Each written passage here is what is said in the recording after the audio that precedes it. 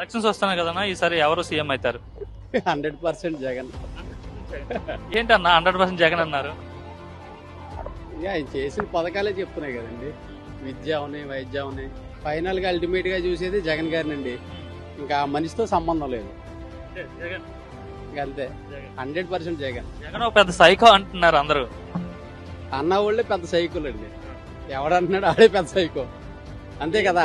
రాష్ట్రాన్ని 30 ఏళ్ళు వెనక్కి తీసుకు మాట ఇన్ని సంవత్సరాల కాలంలో కూడా ప్రతి ఒక్కరు చాలా మంది ఎంతో కాన్వర్సింగ్ చేశారు, అది చేశారు, ఇది చేశారు, ఇలాగేయండి ఓటు అలాగేయండి అని చెప్పేసి మేము ఇచ్చేసాం.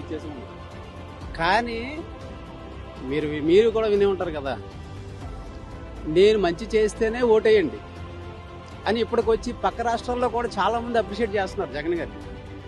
అలా అడగడానికి చాలా గట్స్ కావాలి, అంతే కదండి.